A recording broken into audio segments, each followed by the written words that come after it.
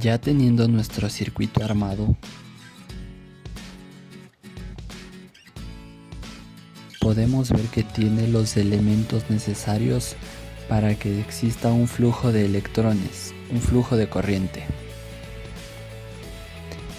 Podemos evidenciar que tenemos una fuente de voltaje, que es un elemento activo, y los resistores o resistencias, que son los elementos pasivos. Estos impiden el paso de la corriente. Dicho flujo de electrones o flujo de corriente será posible gracias a los cables que nosotros tenemos en nuestro circuito, que serán cables conductores. Dicho circuito debe estar cerrado, ya que si no lo cerramos no existirá el flujo de electrones. Como podemos evidenciar, de la fuente de voltaje salimos a este nodo.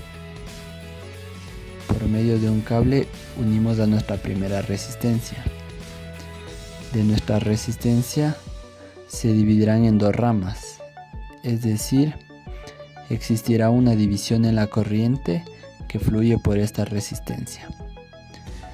Tendremos nuestra resistencia de 3900 ohmios y de 2200 ohmios. Esta resistencia de 2200 ohmios, como podemos ver, está en serie con otra resistencia de 2200 ohmios, ya que no existe una división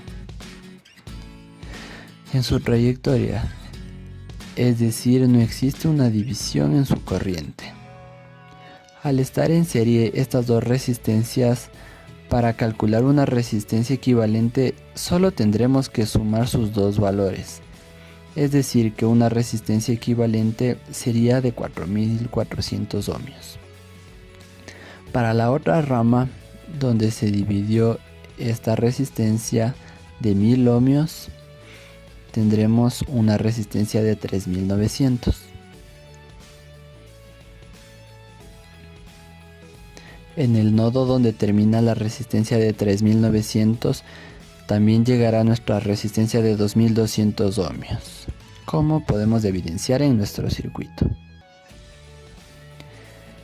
En este nodo uniremos nuestra resistencia de 1800 ohmios, la cual a su vez será unido a nuestro polo negativo de nuestra fuente de voltaje, es decir, que ahí se cerrará nuestro circuito y permitirá el flujo de electrones o flujo de corriente. Podemos realizar también el cálculo de la corriente de nuestro circuito en cada uno de los elementos. Para calcular la corriente de nuestro circuito debemos conectar en serie. Quitaremos este cable conductor y uniremos nuestro multímetro, que en este caso actuará como amperímetro.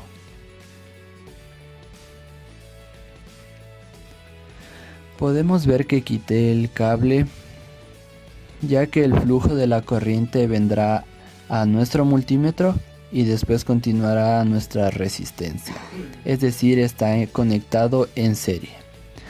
Vamos a iniciar la simulación y podemos ver que en esta resistencia existe un flujo de corriente de 2,05 miliamperios. En cambio, para realizar la medición o el cálculo de la caída de tensión o voltaje en cada una de nuestras resistencias, deberemos conectarla en paralelo. Por ejemplo, si queremos calcular la caída de voltaje en la resistencia de 2200, la conectaremos nuestro voltímetro en paralelo. Es decir, que un polo del voltímetro irá en un nodo de la resistencia y el otro polo del voltímetro irá en el otro nodo. Ubicaremos para calcular voltaje e iniciaremos la simulación. Podemos ver que en nuestra resistencia existe una caída de voltaje de 2,12 voltios.